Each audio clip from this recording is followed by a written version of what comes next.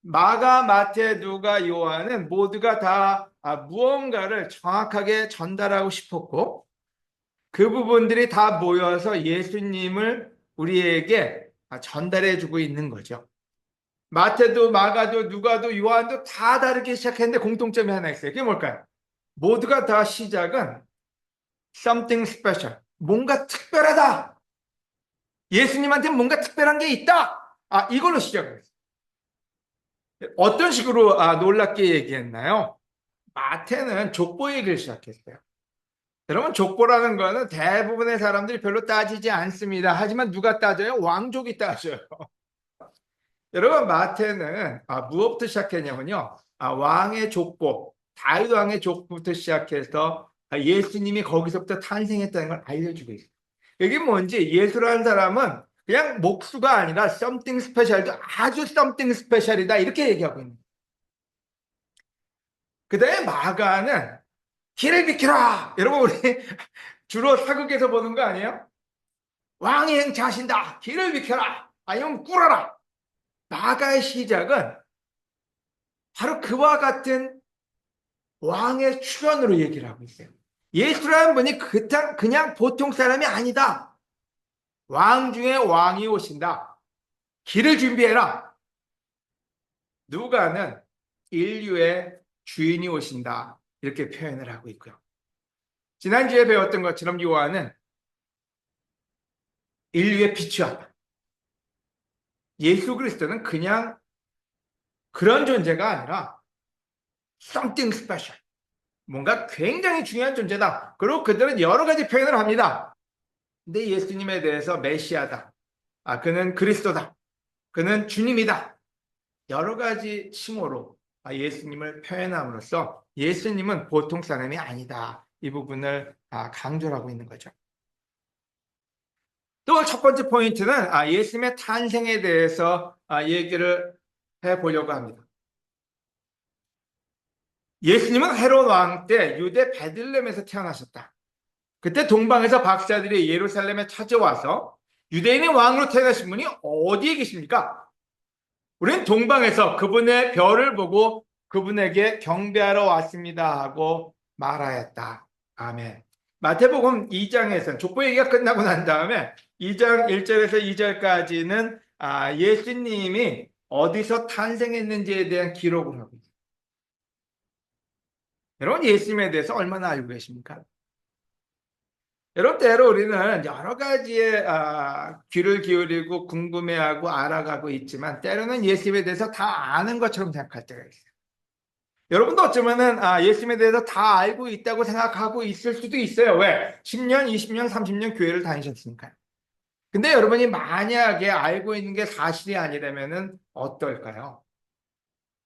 여러분, before Christ라는 말은 예수님 이전이라는 말이고요. 우리는 연도를 사용할 때 BC라는 말을 씁니다. 예수님의 탄생 연도에 대해서 물론 제가 지난번에도 말씀드렸지만요. 예수님은 0년에 탄생했을 거라고 우리는 생각을 합니다. 왜요? 모든 사람들이 믿고 있고 모든 사람이 그 기준을 쓰고 있으니까요. 하지만 조금만 유심히 들여다보면 그게 아니라는 걸 우리는 알 수가 있습니다. 우리는 때로 세상에서 다 쓰기 때문에 그냥 그걸 믿고 있는 거죠. 이 기록에 보면, 아까 본 기록에 보면은 헤롯 대왕 때 태어났다. 헤롯 대왕은 0년에는 벌써 죽은 사람이었어요. 그러니까 헤롯 대왕이 여기 지금 보면 기원전 78년에서 기원전 4년까지 살았다. 그게 BC 4년까지 산 거거든요. 성경책에 분명히 헤롯 대왕 때 예수님이 태어났다 그랬으니까 0년에 태어났으면 말이 안 되는 건데 우리는 세상에서 그냥 받아들였으니까 우리도 받아들이고 있는 거죠. 헤롯 대왕의 그 연도는 역사책에 기록이 되어 있기 때문에 굳이 그거를 이렇게 연구할 필요도 없어요. 근데 그러면 4년에 태어나냐? 그것도 아닐 거 아니에요. 왜냐면 헤롯 대왕이 멀쩡할 때 베들레헴에 찾아온 동방 박사들이 물어봤잖아요. 헤롯 대왕한테 가서요. 어디서 태어났냐? 그때 헤롯 대왕이 시름시름 앓고 있었다는 소리가 없어요. 그 얘기는 아직 멀쩡할 때니까 최소한 BC 5년, 6년, 7년 정도는 됐을 거라는 얘기죠. 자, 정확한 연도는 우리가 물론 정확하게 찾아낼 수는 없어요. 하지만 최소한 BC 0년은 아니라는 건 우리가 아는 거죠. BC 영년을 어떤 기준으로 왜 그 잡았는지 모르지만 하여튼 잡혔고 그거를 허물 수 없어서 우리가 쓰고 있어요. 하지만 우리는 어쩌면은 예수님에 대해서 소식에 의해서 예수님을 알고 있지 정확하게 성경을 통해서나 우리 확신을 통해서 알고 있지 않을 수도 있다는 거예요.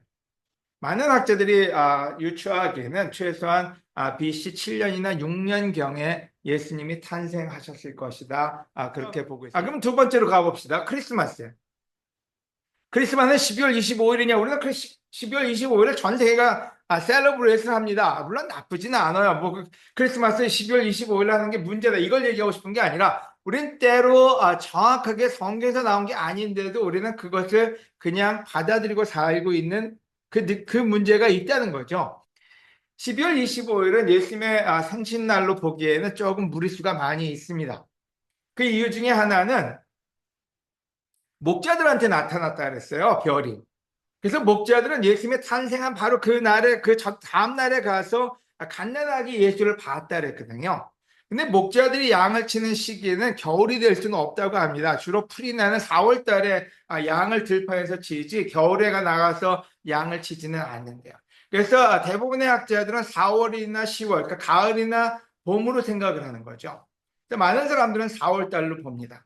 근데 그럼 왜 12월 25일 날이 크리스마스가 되었느냐? 많은 사람들도 그런 얘기를 합니다. 이건 태양 신을 숭배하기 위해서 사탄이 개입을 한 거다. 또 이런 표현도 써요. 물론 학자들 가운데는 여러 가지 표현이 있습니다.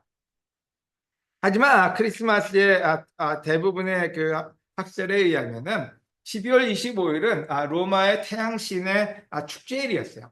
가장 해가 길어지는 시간, 그때를 그들은 셀러브레이트다, 축제로 썼던 거죠.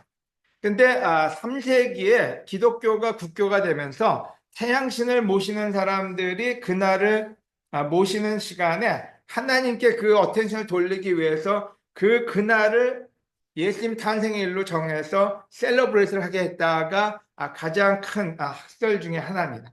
자, 이 얘기는 무슨 얘기냐? 그날이 25일이 맞느냐 틀리냐 이걸 얘기하고 싶은 게 아니라 우리는 때로 우리가 알지 못하는 예수님에 대한 내용을 그냥 무작정 믿고 있다는 게 문제예요. 그래서 많은 사람들이 예수님에 대해서 별로 알려고 하질 않아요. 왜? 우리가 관심 있는 거는 어떻게 떼돈을 버느냐, 어떻게 일 안 하고 잘 살 수 있느냐, 어떻게 이 세상을 편하게 사느냐에 집중돼서 성경을 공부하지 예수가 누구냐, 그분이 어떤 분야에 대해서 별로 관심이 없다는 거예요. 그게 어쩌면 사탄이 우리 기독교를 망가뜨리고 있는 가장 큰 부분이 될 수가 있다는 거죠.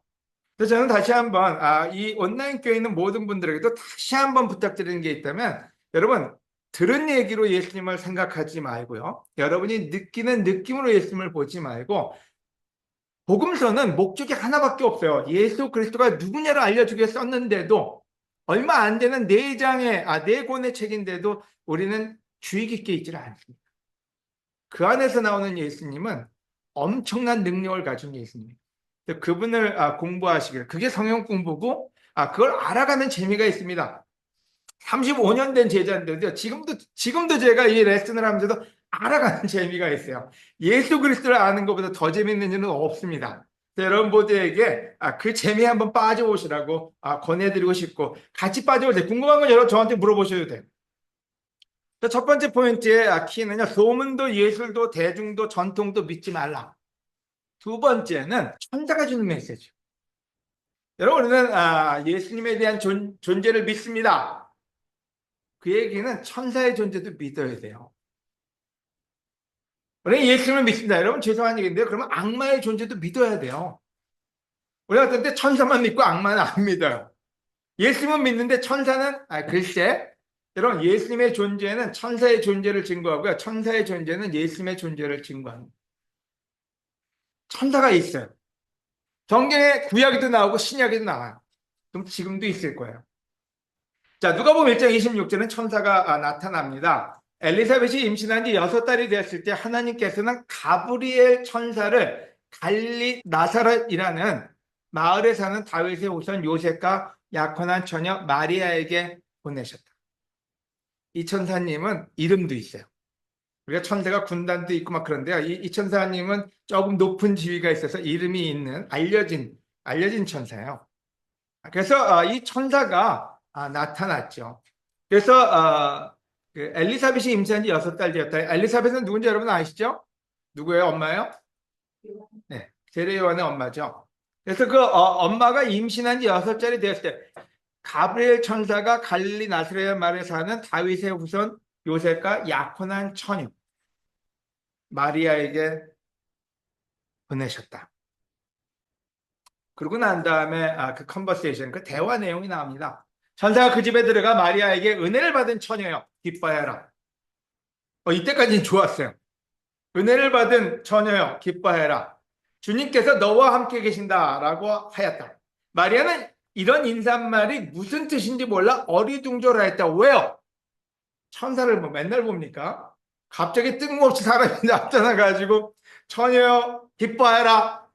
그건 뭐 인사말이니까 좋잖아요. 근데 느닷없이 얘기를 합니다. 무서워하지 말라고요. 너 하나님의 은혜를 받았다고요. 그러고 난데 어마어마한 말을 합니다. 이제 내가 임신하여 아들을 낳을 것이다.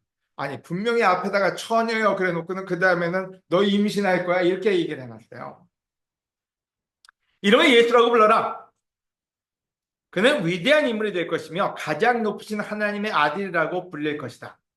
주 하나님께서는 그의 조상 다윗의 보좌를 그에게 주실 것이니 그가 영원히 다윗의 집을 다스릴 것이며 그의 나라는 끝이 없이 계속될 것이다.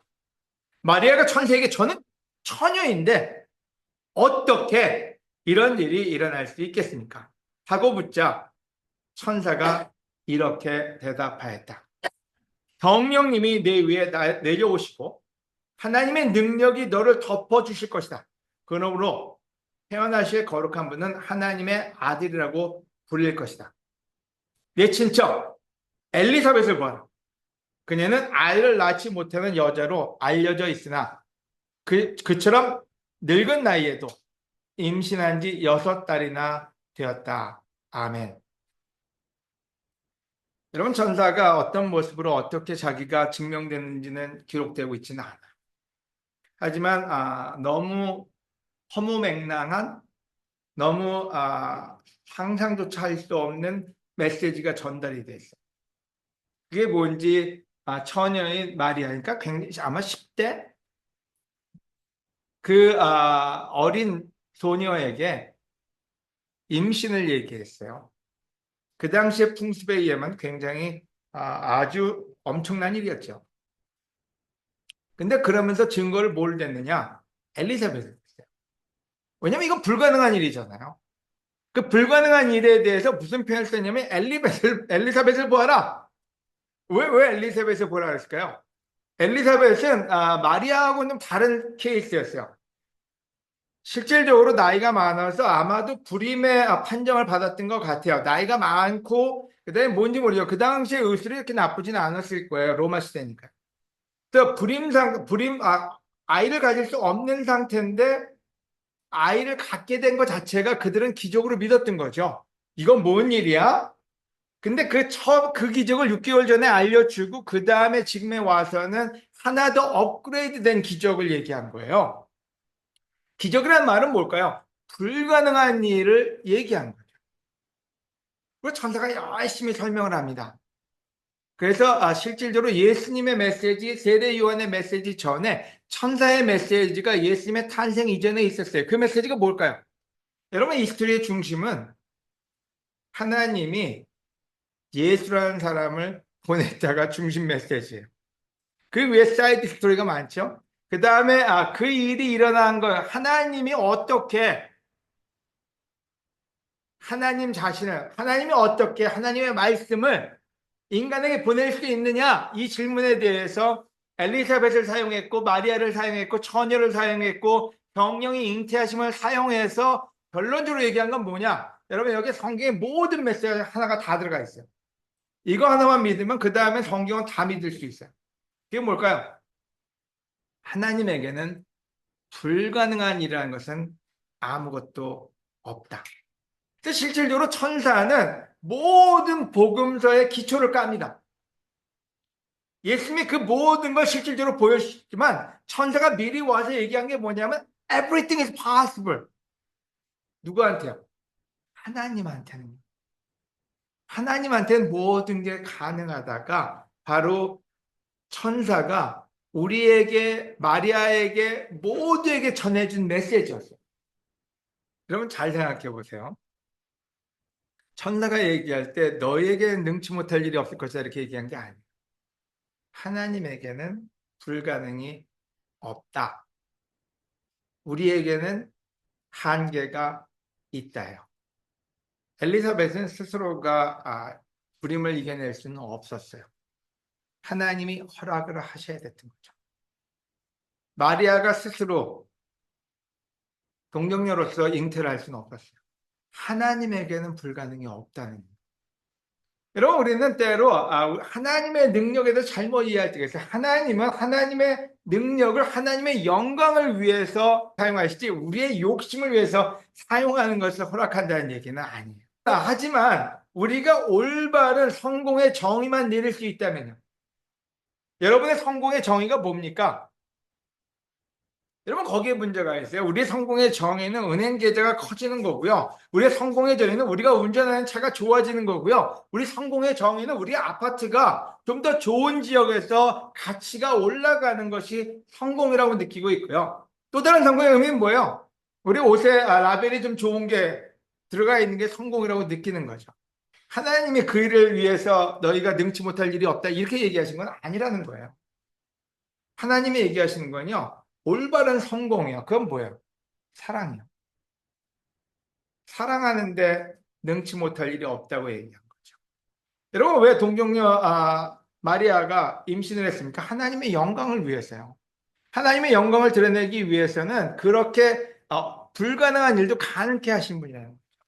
왜 안진뱅이가 일어나냐? 그럼 모든 안진뱅이를 다 일으켜 세우시지 왜 그 안진뱅이만 일으켜 세웠을까요? 하나님의 영광을 드러내기 위해서. 왜 5천 명을 먹이셨을까요? 그럼 모든 가난한 사람을 다 먹이면 좋잖아요. 근데 왜 5천 명을 먹이셨냐? 그 순간에 하나님의 능력과 하나님의 사랑이 드러나게 합니다.